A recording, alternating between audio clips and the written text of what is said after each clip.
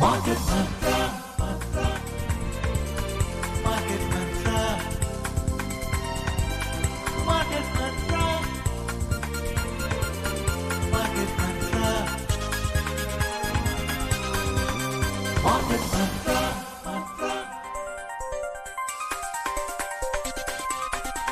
Market Mantra. Good evening and welcome to the Saturday edition of Market Mantra, in which we give you a complete update on the economic news of the day. Today we'll also be taking calls from you, our listeners, and any queries that you may have on business, economic and stock market matters. But do remember that we don't address stock or company specific queries.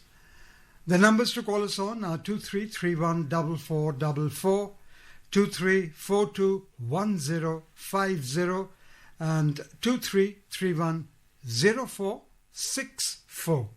And those of you who would be calling us from outside Delhi, please prefix 011. My name is Rajesh Lake, and with me is my co-anchor in Hindi, Subodh Mishra. नमस्कार श्रोताओं, market मंत्र में आपका स्वागत है। आज शनिवार है और हर शनिवार की तरह आज भी हम आपके सवालों को कार्यक्रम में शामिल करेंगे। आप व्यापार, अर्थव्यवस्था और शेयर बाजार से जुड़ा कोई भी प्रश्न पूछने के लिए इन नंबरों पर फोन कर सकते हैं। 2331-4444, 2342-1050 और 2331-0464। दिल्ली से बाहर के और मोबाइल से फोन करने वाले श्रोता इन नंबरों से पहले एसटीडी कोड 011 भी डायल करें। लेकिन याद रखें कि हम किसी खास शेयर या कंपनी से जुड़े सवालों के जवाब इस कार्यक्रम में नहीं दे पाएंगे, और जब आप हमें कॉल करें तो अपने रेडियो सेट की आवाज धीमी रखें। अर्थ जगत से जुड़े आपके प्रश्नों के उत्तर देने और चर्चा के लिए आज हमारे साथ स्टूडियो में है वरिष्ठ आर्थिक विश्लेषक शरद कोहली। शरद, कार्यक्रम में आपका बहुत बहुत स्वागत है। वार्म वेलकम शरद। नमस्कार सुबोध, नमस्कार राजेश, और सभी श्रोताओं को पहले तो रक्षाबंधन की शुभकामनाएं और सादर प्रणाम। पहले हेडलाइंस के साथ राजेश लेख। Domestic markets fall for the sixth straight week. Annual defense production soars to an all-time high of over 1,50,000 crore rupees in last fiscal. And in the US markets, stocks post strong gains with Nasdaq ending at record closing high. देश के share बाजारों में लगातार छठे हफ्ते भी गिरावट। पिछले वित्त वर्ष में रक्षा उत्पादन 1.5 लाख करोड़ रुपए के उच्चतम स्तर पर पहुंचा और अमेरिकी बाजारों में नैस्डैक की नई ऊंचाइयों के साथ शेयरों में तेजी।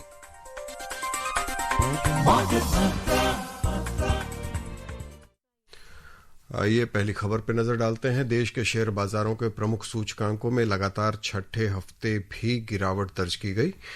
पिछले 5 वर्षों में ये गिरावट का सबसे लंबा दौर रहा है। बॉम्बे स्टॉक एक्सचेंज का सेंसेक्स इस हफ्ते 742 अंक यानी 0.9% गिरकर 79,858 पर बंद हुआ।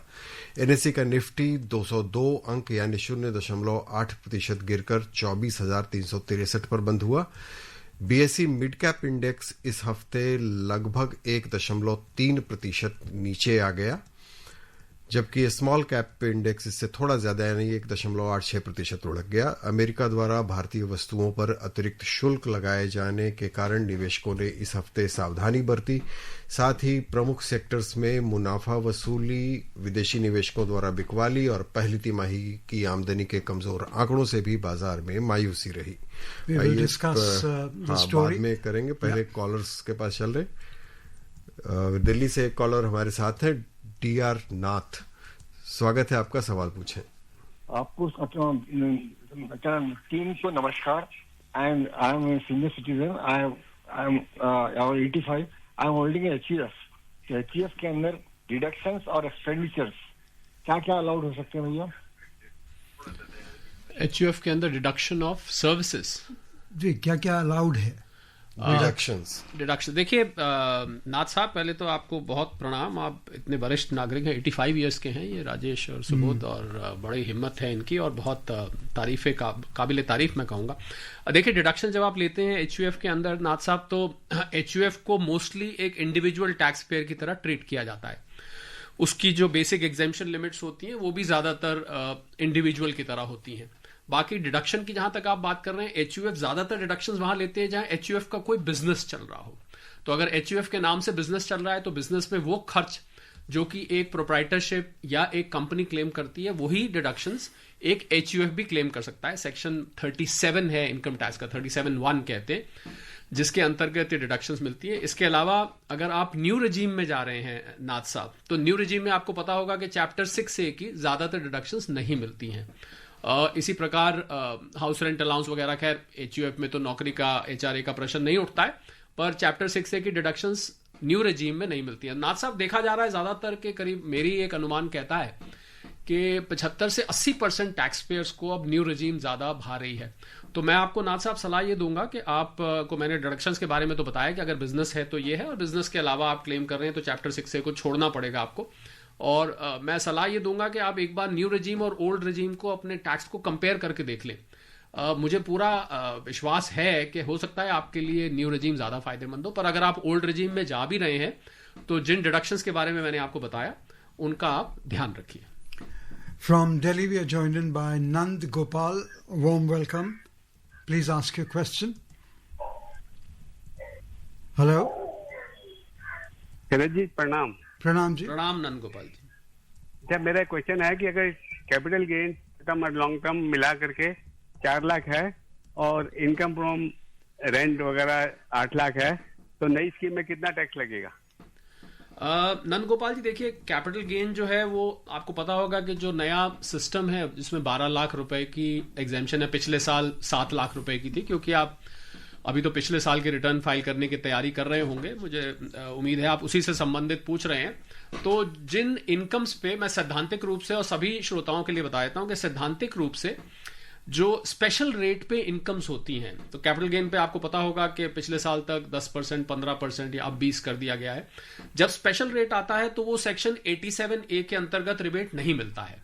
तो आपकी मैं जो कैलकुलेशन पे जाऊं तो जो आपका रेंट है वो आपको पहले लेना है, उसके ऊपर आपने जो सेक्शन 87A वगैरह का रिबेट ले रहे हैं वो आप पहले ले लीजिए।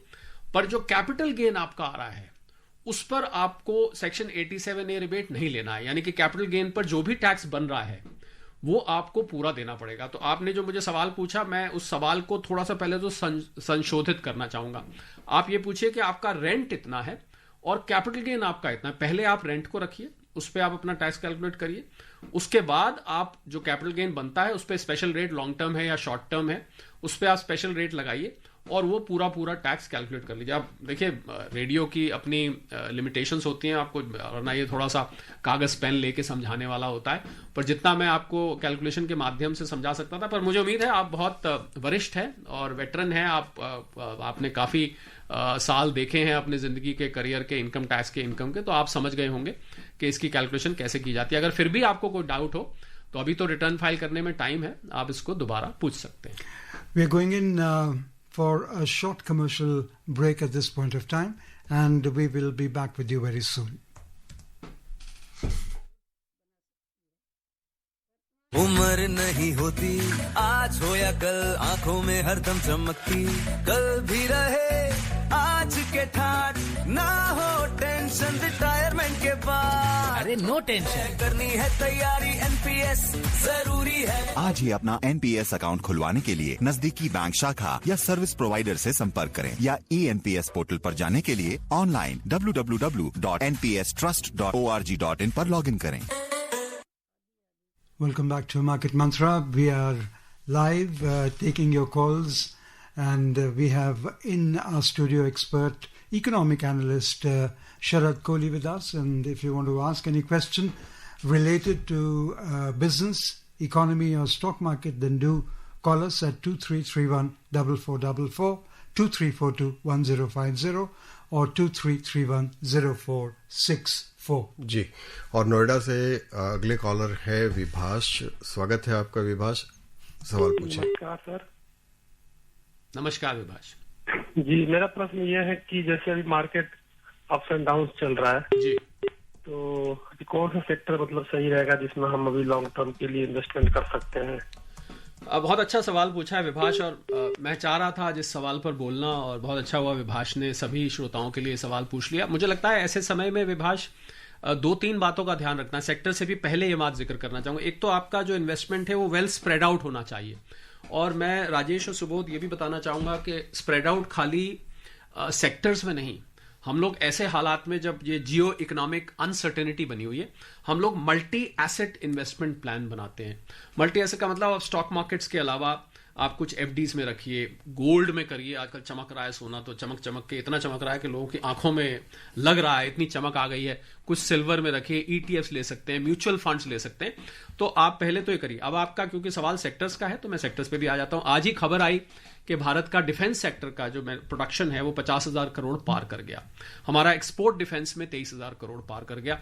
तो मुझे लगता है कि आपको डिफेंस सेक्टर को तो हमेशा रखना चाहिए। और जो जियोपॉलिटिकल सिचुएशन आजकल बनी हुई है, वर्ल्ड ऑर्डर चेंज हो रहा है विभाष जी, तो इसलिए आप ये एक तो डिफेंस सेक्टर को रखिए, एफएमसीजी को आप रखिए।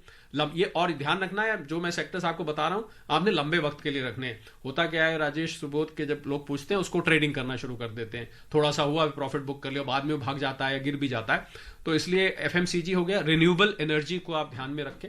ये 2-3 सेक्टर्स ऐसे हैं जिनको बीट कर पाना बहुत मुश्किल है। इसके अलावा और भी हैं, एनर्जी सेक्टर भी है, इलेक्ट्रिक व्हीकल्स जो कंपनीज बना रही हैं उनका भविष्य उज्ज्वल है। पर आप इन 3 सेक्टर को रखिए। बहुत ज्यादा सेक्टर भी जब हो जाए तो होता क्या है, थोड़ा सा कंफ्यूजन क्रिएट हो जाता है। तो एक तो आप मल्टी एसेट वाली ध्यान रखिए, और जो स्टॉक मार्केट के आपने सेक्टर्स पूछे, इन 3 सेक्टर्स को आप नोट करके थोड़ा थोड़ा लगाएं। कंपनीज का चयन अच्छा होना चाहिए, वैल्यूएशंस करा के, पूरा फंडामेंटल एनालिसिस करके, और कम से कम 3 से 5 साल का नजरिया रखें। In fact, Sharad, the annual defense production has soared to an all-time high of 1,51,000. Oh, 1,50,000. Sorry, I should add another 1 lakh crore to. आगे हम वो खबर पढ़ेंगे जी। अगले कॉलर के पास चले राजेश। उड़ीसा से अंबुजा हमारे साथ है। स्वागत है आपका, सवाल पूछें। Thank you Market Mantra. Thank you Sharad ji. Good evening to all the team members of Market Mantra. My question is how to know fair value of stock? Mr. Ambuja's name reminds me of a listed company out there, although we're not supposed to be naming the companies here.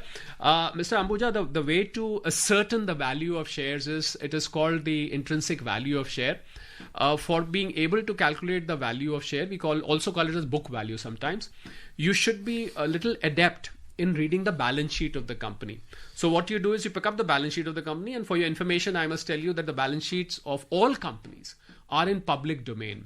You can go to the Registrar of Companies website, MCA website, and you can get the balance sheet financials of any company for that matter, even if it's not listed, in fact. So when you get the balance sheet, you should look at the asset side, look at the liability side of the balance sheet. I am hoping that you come from a commerce background, so you're able to understand the terminology which I'm using. So from the assets, you subtract the liabilities, add to that the capital. So we calculate the book value of the company. That we divide by total number of shares. This is one way. We also calculate the PE ratio, the price earning ratio. So the share price, then we calculate the profits divided by number of shares, we calculate the EPS. Price by EPS gives us the PE ratio of the share. So in a nutshell, I must tell you that the method of calculation of a share value is a multi-pronged process. It's not just determined on balance sheet. It's not just determined on PE. We also look at other fundamentals of the company. Who are the promoters? What are the prospects of the company? How's the order book looking like? How good is the management? What has been the performance of the shares over the last few years? So you have to comprehensively, Mr. Ambuja, look at all these factors. You've asked a very elaborate question. I can, in fact, burn away the rest of the show time on your question, but we have more callers. So probably if you need more information, please do call again in another show. We have 2 callers online, one from Delhi, other from Bengaluru. First, we go to Bangalore and speak to Mr. N.R. Prasad. A warm welcome, Mr. Prasad, to Market Mantra. Please ask your question. Hi, good evening, Market Mantra. Hello, Rajesh. Hello, Subodh. Sharad ji, good evening to you. Good evening, Mr. Sharad ji, the question is the ITR. Before that, I sincerely thank you for recommending that multi-asset, which you also spoke about today. Yeah. I invested in the multi-asset and they are in process. Thanks a lot. See, 2 questions on this ITR.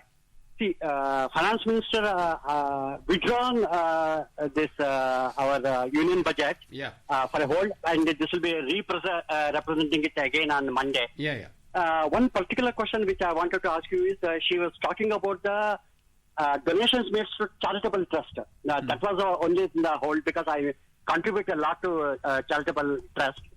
If I've already made it in 2024-25, I want to take the benefit out of that. I hope it is available in the new system. Okay. This is my first question. My second question is, see, there are FA assets which are sold and booked profit.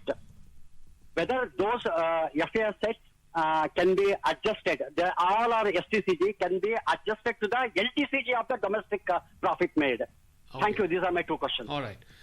Mr. Prasad, your first question is about the IT bill, not the budget. It's the IT bill draft, which is the new bill which is coming on. It's not been withdrawn completely because there was a committee formed in the Parliament to give views about the thing. And so the number of recommendations of the committee are quite a few. So it has been taken. So a new draft will be presented on Monday itself. In fact, there's a new draft. So it's, first of all, it's not been withdrawn. Your question is about charitable trust. See, the problem with charitable trust was there was a lot of pilferage or a lot of wrongdoings happening in the earlier provisions of charitable trust. People were trying to misuse the provisions of section 11, 12 and section 80G.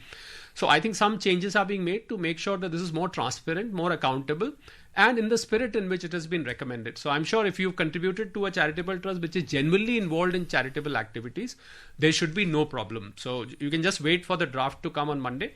Have a look. Anyway, that bill is going to be effective, Mr. Prasad, from next year. So we have 1/4/26. So we are not in a hurry to implement right now.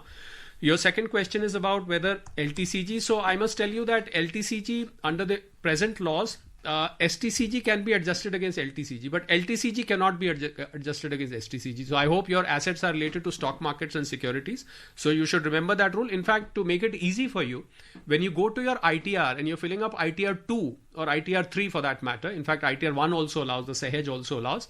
So you will find when you try and adjust, the utility has been programmed in a manner where you will not be able to, do a wrong over there as far as set-off is concerned. So need not worry. You can try and you will find that utility will automatically guide you through. Yeah. Sanjeev from Delhi joins us now. A warm welcome, Sanjeev. शरद जी, आज बहुत दबाव में आपसे बात करनी पड़ रही है. आज से 6 महीने पहले एक आदमी जो प्रेसिडेंट है किसी कंट्री का, उसने एक इंटरव्यू में कहा कि Modi ji is very nice person but anything goes against his country is completely change person. आज वही आदमी हमारे पीएम के अगेंस्ट और हमारे देश के अगेंस्ट है and he is creating a threat. और हमें इस बात का सुबह शाम बहुत दबाव है कि पीएम साहब हमारे बड़े स्ट्रेस में है कि उनको 145 करोड़ के अगेंस्ट जी, could we have the question related to business? Coming to that, I'm coming to please, that. if you don't mind. आप हमें क्या सजेस्ट करते हैं, एक नॉर्मल सिटीजन अपने देश के लिए, अपने पीएम के लिए क्या कर सकता है? बस संजीव जी, ये तो बहुत आसान जवाब है. हमें अपने देश के साथ खड़े रहना चाहिए. जैसे प्रधानमंत्री जी हमारे हित में 140-45 करोड़ जनता के हित में बोल रहे हैं और अपने हितों को कॉम्प्रोमाइज नहीं कर रहे हैं. Like he is not compromising, he said that very openly. हमें भी उनके साथ खड़े रहना चाहिए. तो सारे देश हित में बात हो रही है. हमें, आपने कहा एक आदमी, मैं तो नाम ले लेता हूँ, डोनाल्ड ट्रंप साहब का बात कर रहे हैं. सारी दुनिया की चर्चा है, कोई नाम छुपाने में मुझे कोई हिचकिचाहट नहीं, बोलने में हिचकिचाहट नहीं है. तो आपने जो सवाल पूछा है बड़ा एक लाइन का जवाब है. हमें अपने प्रधानमंत्री जी के साथ, अपने देश के साथ अटल होकर खड़े रहना चाहिए. जो वो कर रहे हैं देश हित में कर रहे हैं. जी, अगले कॉलर है कानपुर से साकेत. स्वागत है आपका, सवाल पूछे.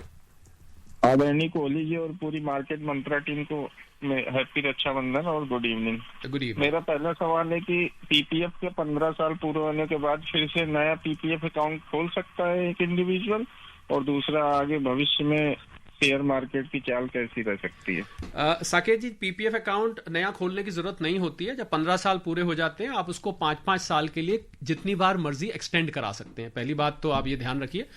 तो आपको नया अकाउंट बिल्कुल खोलने की जरूरत नहीं है. आप उसी अकाउंट को 5-5 साल के लिए आप जाएंगे पोस्ट ऑफिस या बैंक जहां भी आपने खोल रखा है, उनको बोलिए कि मुझे इसको एक्सटेंड कराना है. बड़े शौक से वो उसको एक्सटेंड कर देंगे. आगे की जहां तक स्टॉक मार्केट की चाल है, ये सारा डिपेंड करेगा कि ये जो जियो इकोनॉमिक सिचुएशन बनी हुई है. मैंने एक नया टर्म दिया राजेश, और कभी कभी थोड़ी हल्की फुल्की बात भी कर लेनी चाहिए सुबोध. मैंने एक नई इंडेक्स निकाली है, उसको हम कहते हैं ट्रंप मूड इंडेक्स, TMI. तो डिपेंड करेगा कि जियो इकोनॉमिक सिचुएशन कैसे चलती है, आगे टैरिफ्स का बारे में क्या फैसला होता है. और अभी प्रधानमंत्री जी SCO समिट में जा रहे हैं. पर मुझे लगता है भारत के जो इकोनॉमिक फंडामेंटल्स हैं साकेत जी, बहुत स्ट्रांग हैं. तो हमारे जो DIIs हैं, देसी बॉयज बोलता हूं मैं उनको, उनके पास इतना पैसा है कि वो मार्केट को गिरने नहीं देंगे. FIIs एक तरफ चढ़ने नहीं दे रहे हैं. हाँ बिल्कुल, इतना पैसा रोज के 3-4 हजार 5 हजार करोड़ मार्केट में आ रहा है. जहां FIIs चढ़ने नहीं देते तो DIIs गिरने भी नहीं देते. इसलिए आप देखना होगा मार्केट 24,000-25,000 के बीच में बहुत दिनों से लगातार चल रही है. हालांकि छठे हफ्ते हम नेगेटिव में जरूर क्लोज हुए, पर इतना ज्यादा नेगेटिव नहीं हुए जितनी हड़कंप मची हुई है सारी दुनिया में. तो कोई चिंता की बात नहीं है. लंबे वक्त के लिए साकेत जी निवेश करिए. ऐसा बोला जाता है मार्केट में कि जो लॉन्ग टर्म इन्वेस्टर है उसके लिए कोई भी वक्त सही वक्त है मार्केट में इन्वेस्ट करने के लिए. 5 साल, 3 साल, 10 साल का नजरिया रख के आप चलें. जी, वक्त है एक छोटे से कमर्शियल ब्रेक का. इच्छाओं की कोई उम्र नहीं होती, आज हो या कल आंखों में हरदम चमकती, कल भी रहे आज के ठाट, ना हो टेंशन रिटायरमेंट के बाद। अरे नो टेंशन, करनी है तैयारी एनपीएस जरूरी है। आज ही अपना एनपीएस अकाउंट खुलवाने के लिए नजदीकी बैंक शाखा या सर्विस प्रोवाइडर से संपर्क करें या ईएनपीएस पोर्टल पर जाने के लिए ऑनलाइन www.npstrust.org.in पर लॉगिन करें। Welcome back to Market Mantra. We have next caller online with us from Delhi. Daksh Prajapati is with us. A warm welcome, Daksh. Hello Suraj ji, नमस्कार। नमस्कार दक्ष प्रजापति जी। सर मैं कोहली सर ये कहना चाहूंगा कि ये खाली ड्रम काफी आवाज करता है और हम समोसा खाते हैं डोने में उठा के फेंक देते हैं। तो हमारे पहले के राजाओं ने इतना सोना इकट्ठा कर रखा है, हमारे देश में इतना महिलाएं सोना पहनती है, अगर सब इकट्ठा हमारे प्रधानमंत्री के पास पहुंचा दे तो हम अमेरिका से ऊंचे स्थान पे आ जाएंगे। लगता मुझे तो यही, आपकी क्या राय है? दक्ष प्रजापति जी, पहले तो आपका नाम सुन के हरिद्वार में मंदिर है, मुझे याद है, मैं वहां गया था और वो आपके नाम से उस मंदिर का संबंध है। ऐसा हो जाए काश दक्ष प्रजापति जी, पर ऐसा हो नहीं सकता। महिलाओं से एक दो से पूछ के देखिए, वो अपना सोना निकाल के देना चाहेंगी। मुझे लगता है सोना जो भी रखता है निजी तौर पर रखता है। आपका विचार नेक है, पर ये प्रैक्टिकल नहीं है कि हम सारे महिलाओं को सबको कहें कि अपना सोना रख दें। ऐसा माना जाता है, सुबोध और राजेश, हालांकि कोई ऑफिशियल आंकड़ा तो नहीं है, कि 25,000 टन सोना भारत के हाउस होल्ड्स के पास है। अब ना तो किसी ने जाके तोला है ना देखा है, इसलिए मैं पहले क्वालिफिकेशन लगा रहा हूं कि ऐसा अनुमान है। लेकिन ये जबलपुर का क्या सीन है? हाँ, जबलपुर में जो सोना निकला है, हाँ वो जगह जगह निकलता रहता है, वो अलग बात है, वो एक कंट्रोवर्शियल विषय है। पर मुझे लगता है कि ऐसा दक्ष प्रजापति जी हो नहीं सकता। पर ये अच्छी बात है कि घरों में सोना है, तो मुझे लगता है हम फाइनेंशियली ज़्यादा सुरक्षित हैं। और कभी कोई मुसीबत आती है तो आपने देखा होगा कोविड के टाइम पे महिलाओं ने अपने घर से अपने झुमके, हार और वो कंगन निकाल के दिए थे और वो बहुत मदद किया था परिवारों को। तो काश ऐसा हो सकता जो आप कह रहे हैं। जी। अगले कॉलर हैं कोलकाता से अतनु साहा। अतनु, स्वागत है आपका, सवाल पूछें। Good evening to everybody, our Sharad ji, and to everybody. Good evening, Mr. My question related with National Pension Scheme, NPS. Sir, whether which is we know that I know that is market linked retirement savings scheme. Sir, my question is, do you have any separate facilities or benefit from government? Because one day I visited bank and they informed me that whether you are investing inside market, so what necessary to open for me? So this is a question I just put. Thank you. Mr. Sahab, I mean, I really couldn't comprehend your question very, very neatly. But then what I can make out is that do NPS account holders have any benefit, any special scheme? No, there's no special scheme because NPS is being operated online. You can set up your account online and it is investing in markets. And I think it's been the performance of NPS, portfolio has been very, very, very, very healthy. Returns of 11, 12%, 13%, 15% also have been seen. There is no special facility as such. You get your pension, as per the scheme, as per the NPS scheme, when you're about to retire or when you retire, depending on what option you choose.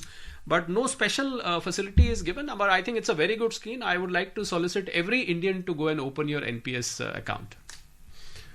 चलिए एक और collar के पास चलते हैं। दिल्ली से प्रकाश हमारे साथ हैं। प्रकाश, स्वागत है आपका, सवाल पूछें। मार्केट मंत्रा टीम को नमस्कार, कोहली साहब को नमस्कार। नमस्कार प्रकाश जी। सर मैं अभी आपने कॉलर के आंसर में बताया था कि प्रोविडेंट फंड का आप एक्सटेंड कर सकते हैं जी। मैं ये पूछना चाहता हूँ कि वो पुराना वाला अकाउंट बंद करके उसका अमाउंट विड्रॉ करके नया खोल सकते हैं क्या?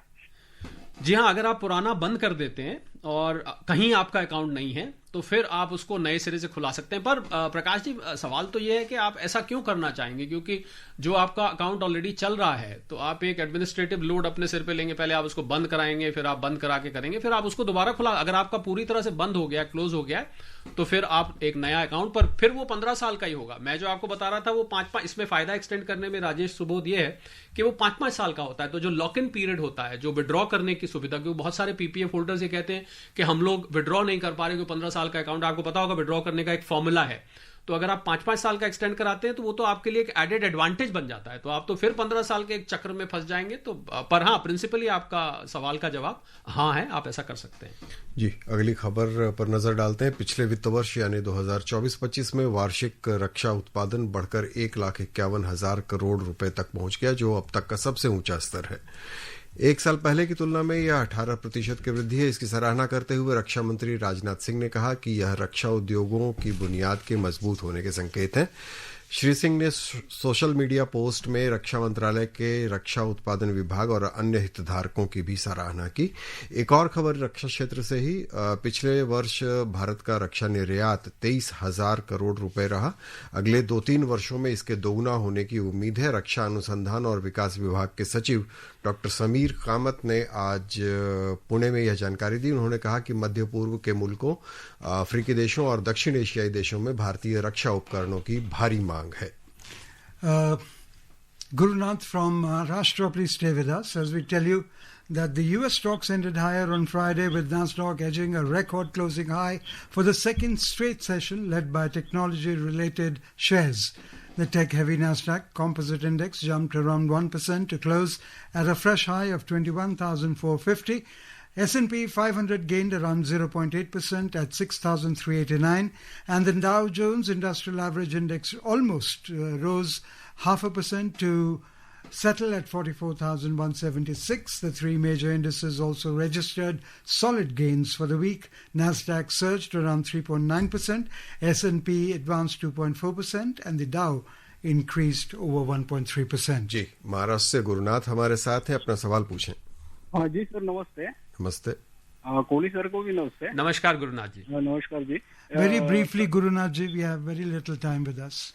जी सर, मेरा क्वेश्चन है सर, ये जो टैरिफ के बारे में सर, ये जो मतलब इनका जो अमेरिका है, इनका जो मतलब जो ट्रेड पार्टनर होते हैं वो मतलब फर्स्टली कौन होता है और पहले नंबर पे कौन है और हमारा नंबर कितना लगता है उससे? चलिए गुरुनाथ जी, समय कम है तो मैं संक्षेप में जवाब देता हूं। मेक्सिको और कनाडा यूएस का सबसे बड़ा ट्रेड पार्टनर है। ट्रेड पार्टनर कौन होते हैं मतलब नहीं है, आपको किस सामान की जरूरत है और कौन सा देश किस कीमत पे बनाता है, इससे ट्रेड अपने आप एक नेचुरल तरीके से इवॉल्व होता है। दशक लग जाते हैं इसमें। और भारत का नंबर, हालांकि भारत बहुत ज्यादा इंपोर्ट नहीं करता है। हमारा टोटल बायलेटरल ट्रेड अमेरिका से $130 बिलियन का है, जिसमें से हम $85-86 एक्सपोर्ट करते हैं और बाकी का हम इंपोर्ट करते हैं। तो इसलिए जिस प्रकार से जरूरत होती है गुरुनाथ जी, उस प्रकार से बनता है। बाकी लंबा विषय है, फिर मौका लगा तो आपके साथ इस पे विस्तार से चर्चा करूंगा। जी, शरद, मार्केट मंत्र में आने और श्रोताओं के सवालों के जवाब देने के लिए आपका बहुत धन्यवाद। My pleasure, thank you. Thank you, Sharad, for being with us. Pleasure. And before we close, the headlines once again. Domestic markets fall for the 6th straight week. Annual defense production soars to an all-time high of over 1,50,000 crore rupees in last fiscal. And in the US markets, stocks post strong gains with Nasdaq ending at record closing highs. That's all we have in this edition of Market Mantra. Till tomorrow, goodbye. Market Mantra.